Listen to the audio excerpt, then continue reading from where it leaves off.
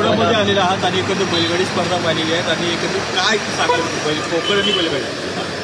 कोकणात बैलगाड्यांच्या स्पर्धा विशेषतः चिपळूण, गुहागर या भागात यापूर्वी काही झालेल्या आहेत. आज शरद पवार साहेबांच्या वाढदिवसाच्या निमित्ताने खेडला बैलगाडीच्या स्पर्धा आयोजित करण्यात आलेल्या होत्या. फार मोठ्या प्रमाणात गर्दी होती आणि लोक या बैलगाडीच्या स्पर्धा पाहण्याचा आनंद लुटताना मी पाहिले.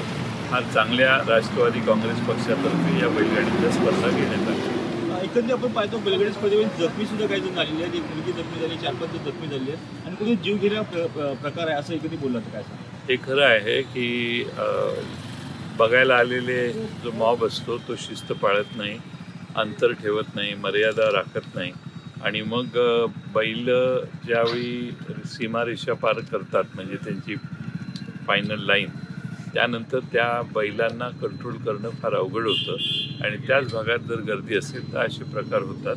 ते टाळले पाहिजेत, यात काही शंका नाही. रत्नागिरी सिंधुदुर्ग लोकसभा मतदारसंघ विधानसभा मतदारसंघाला कसं पाहताय, कधी काय आहे?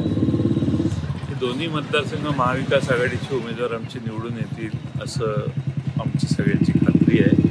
फार मोठ्या प्रमाणात शिवसेना, राष्ट्रवादी काँग्रेस आणि काँग्रेस यांना कोकणामध्ये प्रतिसाद मिळतोय. अगदी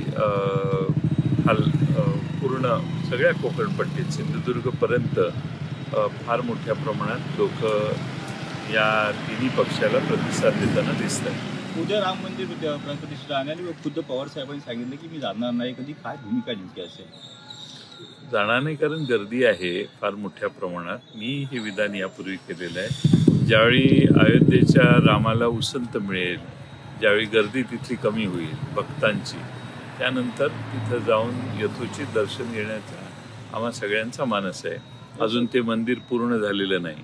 मंदिर पूर्ण व्हायला वर्ष 6 महिने लागतील आणि तिथल्या व्यवस्था सगळ्या पूर्ण होतील आणि त्यानंतर मग रामनवमीला किंवा त्यानंतर काहीतरी अयोध्येला जायचा आमचा मानस आहे. सर, शेवटचा प्रश्न येताना तुम्ही प्रशांत यादव यांची भेट घेतली वाशीची डेअरी मिलची, काय एकंदर भेटी मकसद?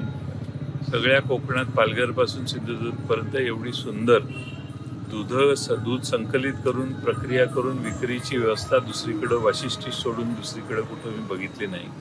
या भागातल्या शेतकऱ्यांना फार मोठा दिलासा आणि आधार वाशिष्ठीने दिलेला आहे.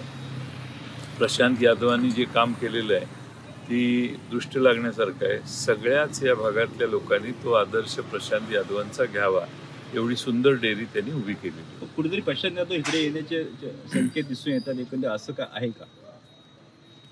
नाही, अजून त्यांनी तसं काही ठरवलेलं नाही आहे, पण आम्ही आमच्या उमेदवाराच्या शोधात आहोतच. त्यामुळं जो निवडून येण्याची क्षमता असणार आहे त्याला शेवटी आमचा पक्ष चिपळूण विधानसभेमध्ये उमेदवारी देईल. महाविकास आघाडी एकत्र की स्वतंत्र असं काय? एकत्रित. थँक्यू.